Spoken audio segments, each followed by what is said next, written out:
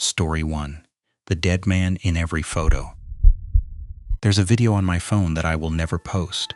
I've watched it more times than I can count, and it never changes. And I think the not changing is the part that finally broke something in me. After what happened, I deleted everything. The channel, the backups, every photo I ever took, and I still can't make him go away. So let me start at the beginning, before I knew any of this was possible. I was never the one in front of the camera. That's the first thing you should understand about me, because it matters later, even though I didn't know it would. I'm not photogenic. I never have been. I blink in every picture. My hair always blows the wrong way. There's something about my face and a lens that just don't agree with each other, and I made peace with that a long time ago. So I stayed behind the camera. I did the filming, the editing, the thumbnails, the late nights. I was the half of us that nobody ever saw. The half that everybody saw was my friend. I'll call him K. He had the kind of face that the algorithm loves, the kind of easy confidence that makes strangers stop and watch. We'd started a channel together back in high school, two kids who wanted to be famous and had nothing to be famous for. By the time this happened, we were a few years in, grinding out the same kind of content as everyone else. Reaction videos, taste tests, him talking, me holding the camera. We weren't big, we weren't nothing. We were the worst place to be, which is close enough to see what big looks like. It was an ordinary afternoon when it happened. We were driving around the city looking for something to film, which is what we did when we had no ideas, which was most days. And we came across a crowd. There was a building and there was a man clinging to a balcony railing 5 floors up. I found out later there'd been some kind of private scandal, the kind of thing a man would risk his life to hide from. He'd climbed over the railing to stay out of sight, and he was hanging there, and a crowd had gathered below, and somebody was already filming. So Kay jumped out of the car, and I did what I always did. I raised the camera, I filmed.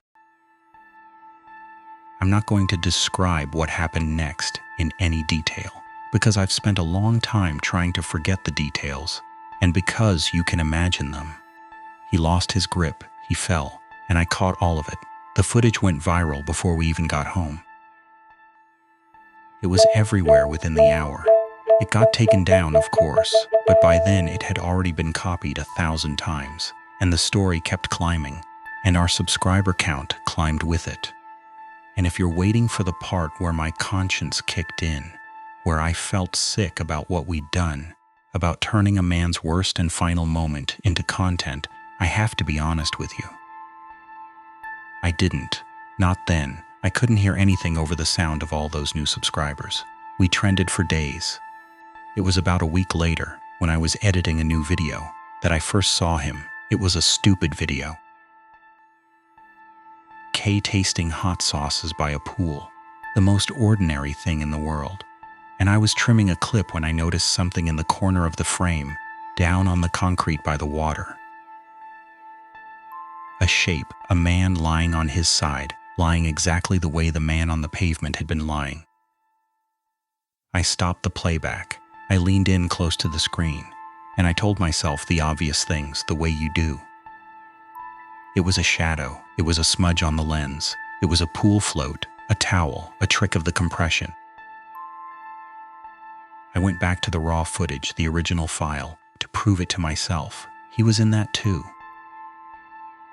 I sent the clip to Kay without saying anything, just to see if he'd notice. He called me a minute later, laughing, telling me I was a genius. He assumed I'd put it there. He thought it was a stunt, a piece of bait aimed at all the people who'd been horrified by our original video. And I'll admit, it would have been a clever piece of bait if I'd done it. I told him I didn't put it there. There was a long pause on the line. Then he laughed again, a little less certainly, and said I was messing with him. I wasn't messing with him. The figure was far enough into the corner that I could crop it out, so I did, and I posted the video clean. And within an hour, the comments were full of people pointing at the man on the concrete. He was back. I took the video down, and while I was taking it down, my phone started lighting up with notifications from a completely different account. Kay had posted a selfie at the beach, just him and the waves, nothing to do with me. The man was in it, lying on the wet sand behind him. Except this time he looked different, worse, like something that had been left out in the sun a day too long. That was the night we decided it had to be a filter, some piece of software one of us had installed without knowing. We met up the next morning and we tested it. Every camera we owned, his phone, my phone, an old camera I dug out of a drawer, a disposable. And then, because we were getting desperate, an instant camera, a Polaroid, the kind where the image develops in your hand on a piece of film that nothing in the world should be able to touch. He was on the Polaroid too, lying behind Kay on the photograph, faint and gray, in the early stages of something I didn't want to name. Kay looked at the little square of film for a long time. Then he looked at me and he said very quietly, "So I guess I'm haunted." And I said, "Yeah," because by then there wasn't anything else to say. Now here is the part where I'd like to tell you we did the smart thing. The safe thing, that we stopped, that we walked away, that we treated this like the warning it so obviously was. We didn't. We made a series out of it. It was the most successful thing we ever did, by a mile. The dead man, people called it. Kay went on camera and swore it wasn't staged. He offered $1,000 to anyone who could prove it was a trick. He invited the doubters to show up in person, to film him themselves, to live stream it. And they did, and it didn't matter, because no matter who held the camera, no matter where they pointed it, the man was there. People started a hashtag. Strangers would stop Kay on the street and ask to take his picture, and then they'd stare at their screens and go pale. We told ourselves the fear was part of the fun. We were riding it too high to feel how wrong it was. It wasn't until later that one of our own followers noticed the thing we'd been too close to see. He put together a time-lapse. He'd taken every appearance of the man, in order, from the first poolside clip to the most recent video, and he'd strung them together. And when I watched it, my stomach dropped through the floor, because the man was decomposing. Slowly, frame by frame across weeks, he was turning gray, and then darker, swelling, changing in ways I won't describe. That was bad enough. But that wasn't the part that made me cold. He was getting closer. In the first clip, he'd been a small shape far back in the corner. In the most recent ones, he was large, close, near. He'd been moving toward us this whole time, a few inches with every video, so slowly that none of us had caught it. And there was one more thing. In the original footage, the man had been lying with his back to the lens, facing away.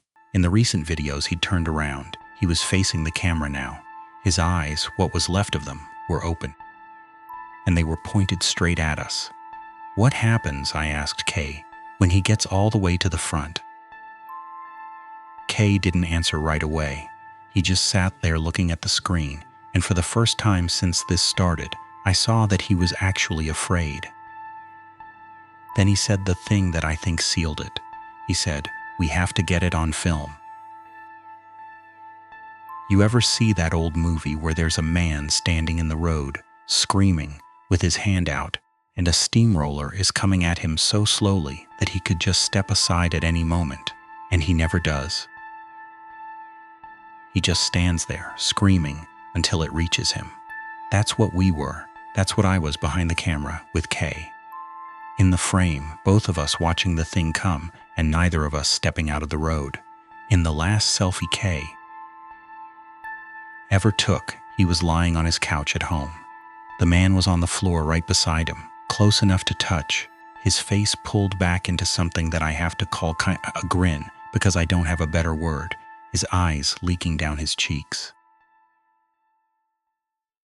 The next day, Kay was gone. The popular story is that he faked it, that the whole thing was a hoax from the start, and he disappeared to cash in on the mystery. Plenty of people believe that. I let them. What they don't know is that there's one more video. We'd scheduled a shoot. A final confrontation, we called it, down by the building where the first man had died. We thought it was fitting. We thought it would be our biggest video yet. So we set up on the sidewalk and I put Kay in the frame, and I asked him how he was feeling about meeting the dead man face to face. And he laughed and said, "Well, I can't see him. To me, it's just an empty sidewalk. I won't see him until you edit it. So honestly, it's hard to know what to..." And I screamed, because on my screen behind him, on that empty sidewalk that held nothing at all to Kay's eyes, a swollen shape was rising up off the ground and reaching for him. Kay couldn't see it, but he felt it. I know he felt it, because his eyes went wide, impossibly wide, and his mouth opened, and then he was gone. Just gone. The sidewalk was empty. I've watched that video over and over. It never changes, and I never posted it, even though I know exactly how big it would be, because of the thing I finally understood when I watched it the 100th time.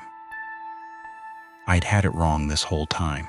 I thought the dead man was coming for Kay. He did grab Kay. In the end, he even showed up in selfies Kay took without me. But in the videos that I shot, the man wasn't getting closer to Kay at all. He was getting closer to the lens. He was getting closer to me. And in the last second of that final video, right after Kay vanished, the dead man was still on my screen, and he turned his head and he looked straight into the camera. Straight at me. That's when I stopped filming. For good. I took the channel down. I deleted every photo, every file, everything we ever made, hoping that if I gave it all back, he'd leave me alone. And for a while, I almost let myself believe it had worked.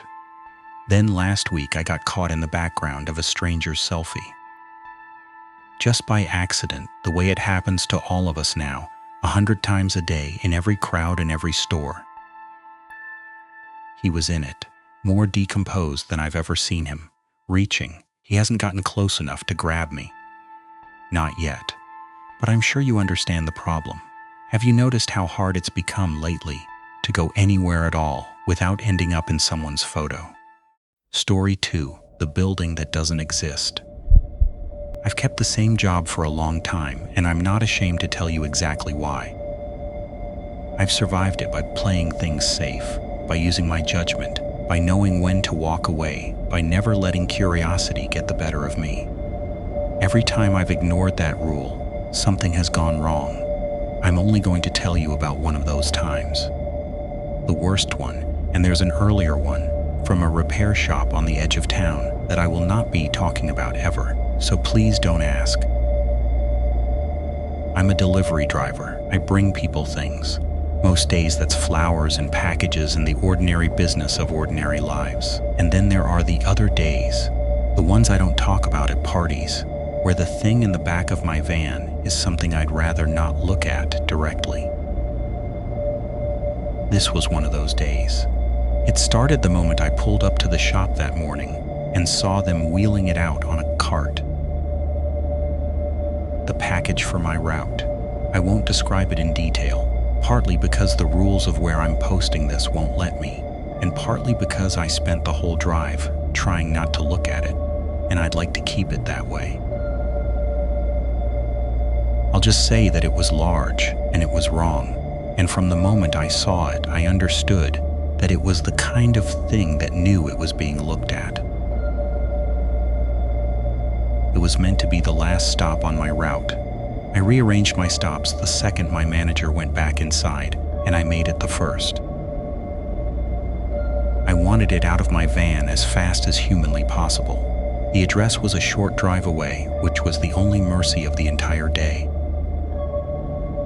I kept my eyes on the road and used my side mirrors, so I'd never have to catch sight of the thing in the rear view. And then I got to where the address said it should be, and the address was wrong.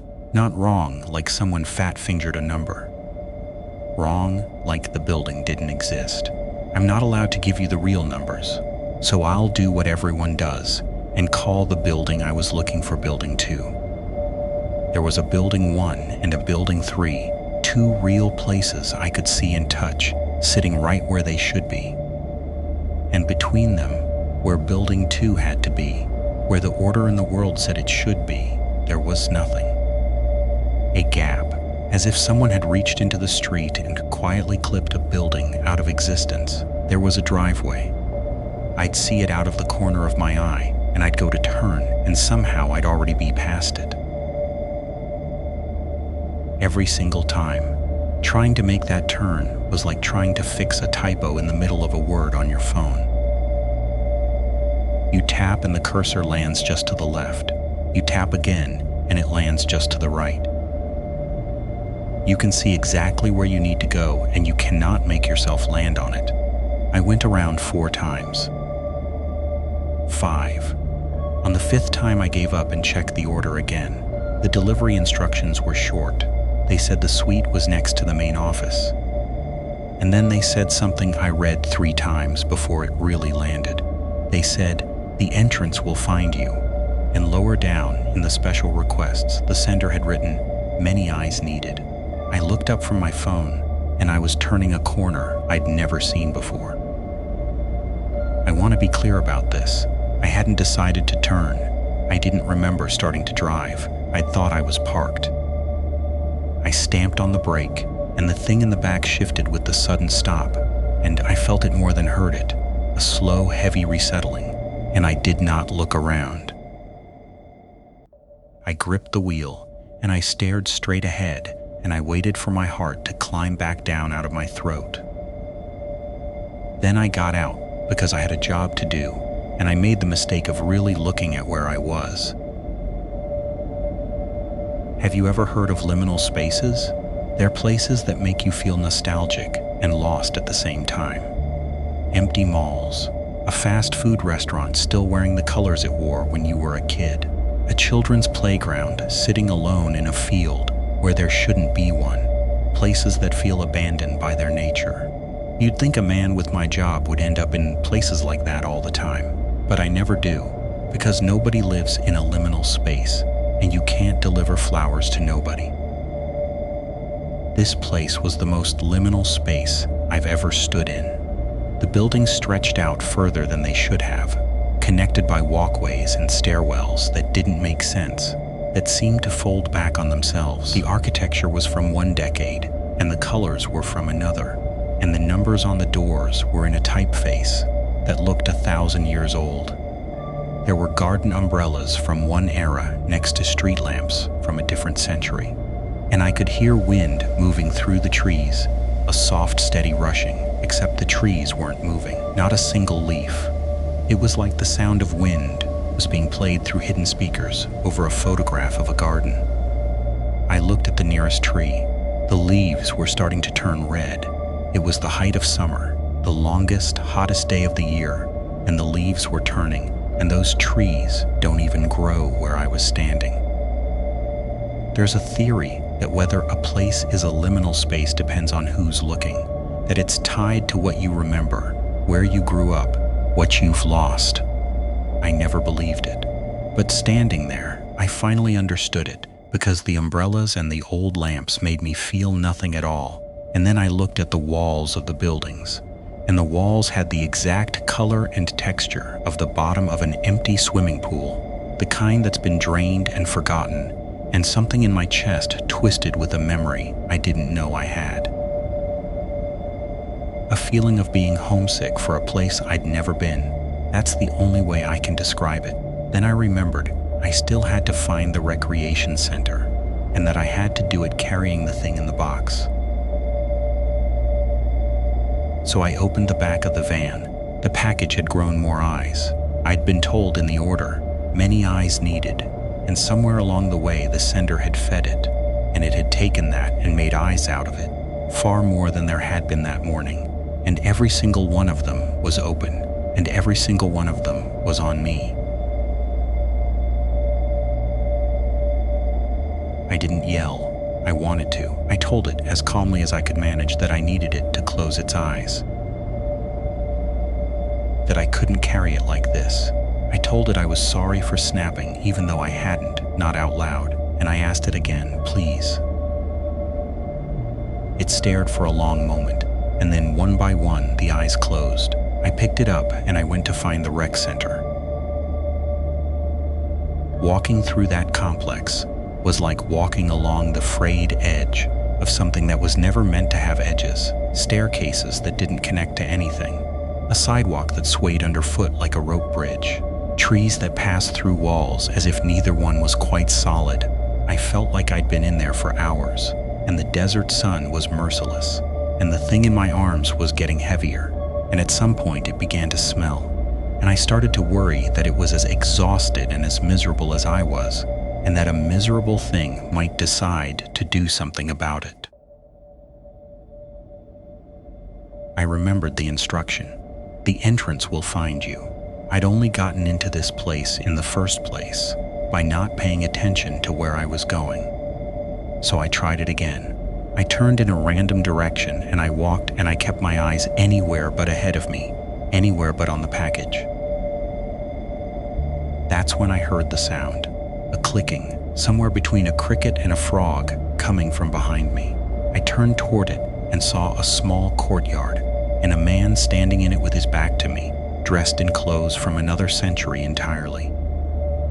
Long coat, buckled shoes, a powdered wig, the whole impossible costume, and I, like an idiot, called out and asked him if he could help me find the rec center. He turned around. Where his eyes and his mouth should have been, there was nothing.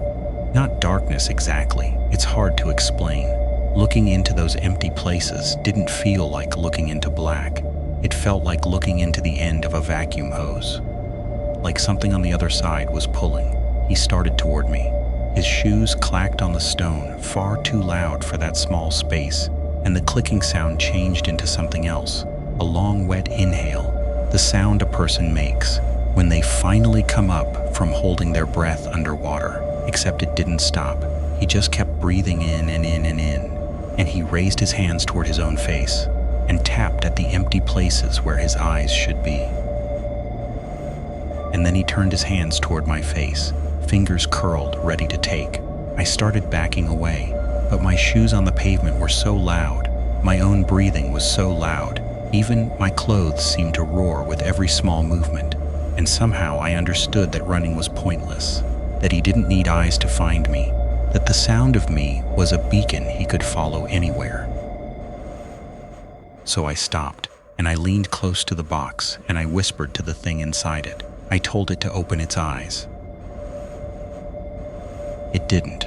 I told it I knew what I'd said before and I was sorry, and this was not the time to be petty, and please, just this once, do me this one favor. It hesitated. The man came closer, and I said please one more time. Slowly it opened its eyes. The man kept coming, didn't seem to notice, was almost on top of me. I lifted the box up between us. Every one of those eyes turned outward toward his empty, hungry face. He stopped. That terrible inhale got louder, and then he reached out, and from the package he took a small piece, a cluster of 3 eyes, and he cradled it in both hands like he was lifting a diamond necklace out of a case. He cleaned them off in a way I won't describe, and then he pressed them, one by one, into the empty places on his own face. He put the first 2 in backwards. He didn't seem to know. "Where?" I said, and my voice cracked. "Where is the rec center?" He put the 3rd eye in the right way around, and it moved. It rolled in the empty socket, and it focused, and it looked off to my right. I followed it, and there it was, a sign that said main office, and next to it, a suite, which had to be the place I was looking for. I said thank you. I don't know why. He scuttled away, and his wig vanished around a corner, and I walked the last few steps to the suite alone. The blinds were closed, but there was enough light inside that I could see shapes moving behind them. 6 of them, maybe 7. Blurred silhouettes, walking in a slow circle around something in the middle of the room, a box-shaped shadow, about the size and shape of a casket. I watched them for a moment, and I noticed that some of them were moving wrong, hopping, almost, the way you would if you were missing a leg. One of them, a tall shape that might have been a woman, was missing an arm, and I thought about the package in my hands and how many eyes it had grown, and I wondered if it would be enough to make up for everything those shapes were missing. Or whether, if it wasn't, they'd find the rest of what they needed somewhere else. You can call me a coward.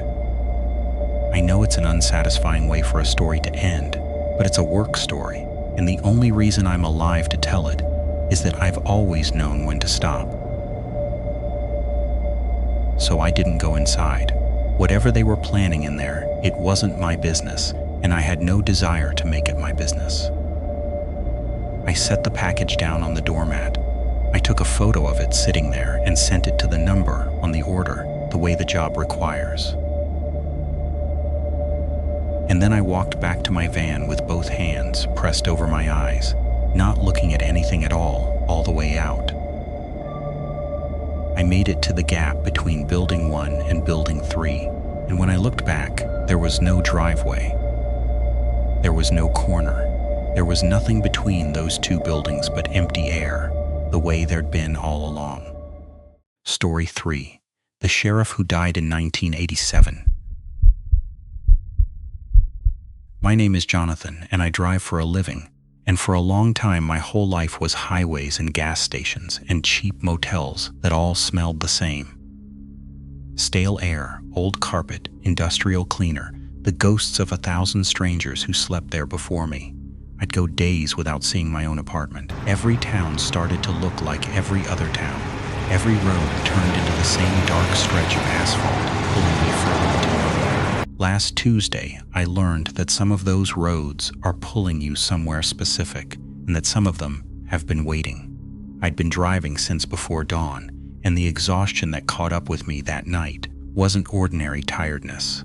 It was bone deep, the kind that tugs at your actual mind. My eyes burned, my shoulders were knots. All I wanted in the world was a motel room, a hot shower, and 12 hours of nothing. So I pulled out my phone and searched for the nearest place to sleep, and the route it gave me promised to save me 40 minutes. It took me onto Route 50. People call it the loneliest road in America. That night it earned the name. For miles there was nothing but desert. No towns, no headlights, no sign that another living person existed anywhere on Earth. Just dark, in every direction, pressing in on the truck like a curtain that wouldn't lift. I'd driven that road before, but only in daylight, and never in a storm. Around 1 a.m, the sky changed. Thick clouds swallowed the moon and the stars, and then the rain came. Soft at first, almost gentle on the roof. Then all at once it turned into a wall of water that the wipers could barely fight through. And then the lightning snowed, jagged white cracks across the whole sky, and for half a second at a time, the entire desert would light up bright as noon before slamming back into a darkness that felt even deeper than before. That was when I saw the car. It was sitting on the shoulder, dead still. No headlights, no hazards, no movement inside. Just a black shape standing against the rain. My first instinct was to keep driving. Stopping for a stranger on an empty desert road in the middle of a storm felt like a bad idea, the kind a tired brain comes up with. But something in me, some stubborn nagging thing, wouldn't let me pass it. What if someone was hurt? What if someone was trapped in there, unable to call for help? So I slowed down and I pulled in behind it. The driver's door was hanging open, swaying in the wind. The windows were tinted so dark I couldn't see a thing inside. I rolled down my window and the roar of the rain flooded in, and I called out. I asked if anyone was there, if they needed help. Nothing. Just thunder and wind and that terrible desert silence underneath it all. I leaned on the horn. No reaction. And then the biggest bolt of lightning yet split the sky, and for one frozen instant the whole world turned to an overexposed photograph, and I saw it. There was someone in the back seat, sitting perfectly still, looking straight at me. A pale blank face turned toward mine. The light died. The dark rushed back. My heart slammed against my ribs and I blinked, and I looked again, harder, gripping the wheel until my knuckles ached. The back seat was empty, completely, undeniably empty. I laughed, a jagged, nervous little laugh. Hallucinations, I told myself. You've been awake for 20 hours. The mind plays tricks when it's running on fumes. That was all it was. I put the truck in gear and I drove away, trying to outrun the picture of that face, and the whole time the feeling of being watched crawled up my spine and would not let go. 10 minutes later, the truck yanked hard to the right. It nearly threw me into the ditch. The tires fought for grip on the wet road, and the whole thing slewed sideways before I dragged it to a stop on the shoulder. A flat, of course it was a flat. The storm was at its worst now, rain hammering the roof like fists. My phone had no signal at all, a useless brick in my hand. I was completely cut off, so I decided to do the smart thing, the safe thing. I locked the doors, and I stayed in the cab and I waited for the storm to pass, hoping someone might drive by. 5 minutes, 10, and then I heard them. Footsteps, heavy wet footsteps in the mud outside, slow, deliberate, like whoever it was wanted me to hear every one of them. And they started to circle the truck. I scanned every mirror, my heart in my throat, and saw nothing, only shadow and rain. But the footsteps kept going, around and around, steady, never speeding up, never stopping to rest, as if they could do this all night, as if they were just waiting for me to crack. Another flash, brighter than any before it, and 20 feet away I saw a figure standing in the rain.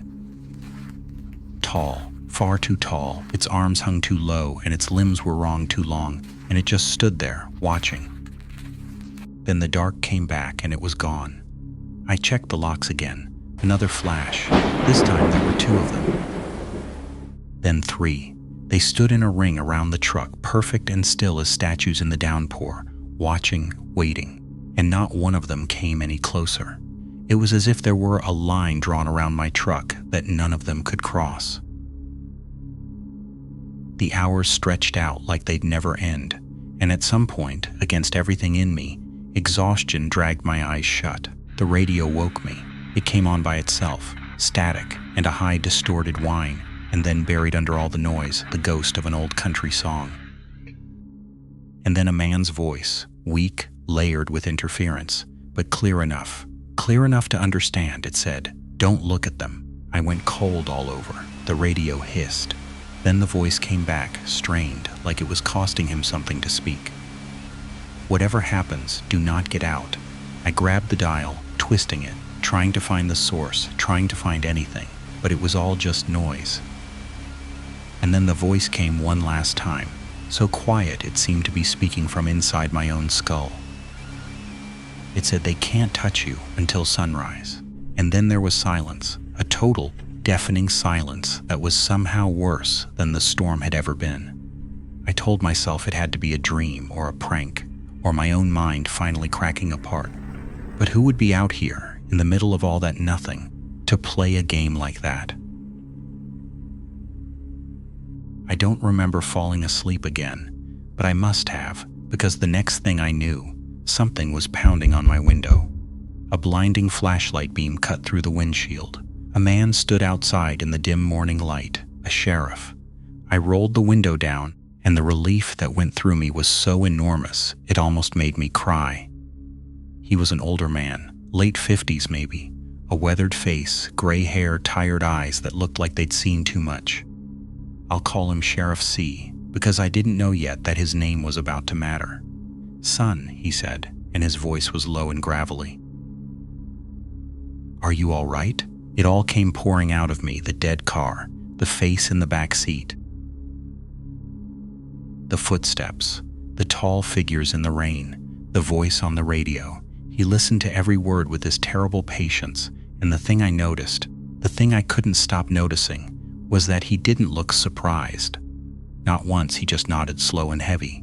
"You're lucky," he said. "Lucky?" My voice was shaking. "They left before sunrise." I stared at him. They, who are they? For a second, something crossed his face that I can only call discomfort. He sighed, a deep, worn-out sound. "There are stories about this road, son," he said. "People go missing out here. Drivers hear voices. Some of them see things walking alongside their cars. Most folks call it stress or exhaustion. And some folks," he said, and he looked off into the empty desert, "call it something else." I climbed out of the truck on legs that didn't want to hold me. The rain had finally stopped. The first light of morning was bleeding across the desert floor. I pointed at the tire. "It blew out," I said. I felt it go. He knelt down beside it. He looked it over for a long moment. Then he stood back up and looked at me with those sad, tired eyes. "Son," he said, "there's nothing wrong with this tire. It's perfect." I shoved past him, almost angry, and I crouched down and I looked. He was right. No puncture, no tear, no wear, nothing. It was as if it had never been flat at all. "Get some rest," he said, already turning back toward his patrol car. "There's a motel about 20 miles up the road." And as he walked away, I saw it. The ground was thick with mud. Everywhere I'd stepped, my boots had left deep, heavy prints. But where the sheriff had been standing, where he'd knelt down beside my tire, there was nothing. Not a single footprint, not one mark in the mud, as if he had no weight at all, as if he hadn't really been standing there at all. I made it to the motel, but there was no chance of sleep. I opened my laptop and I started to search. Route 50, disappearances, storms, ghosts. After an hour of frantic clicking, I found an article from October of 1987. The headline hit me like a fist to the chest. It said a sheriff had died during a storm while responding to a distress call. Below it, there was a photograph. I felt the blood go out of my face. It was him, the same weathered face. The same gray hair, the same tired, knowing eyes. The man who had knelt beside my truck that morning had died 37 years ago. His patrol car had been found abandoned on Route 50. His body was never recovered. And there was one more thing in that article, near the bottom. The thing I haven't been able to stop thinking about since. Witnesses said that for 4 hours after his death, his patrol radio kept transmitting. There was one recording that became locally famous. Just 4 words, crackling out of a radio belonging to a man who was already gone. It said, "Tell them not to leave." I closed the laptop and I sat there in the dark for a long time. I still don't know what was walking around my truck that night. I don't know who spoke to me through that radio. I don't know what would have happened if I'd opened the door. But I know this. Something watched over me on Route 50. Something kept me inside and kept me alive until the sun came up. And whatever it was, it had been out there on that road, waiting for 37 years.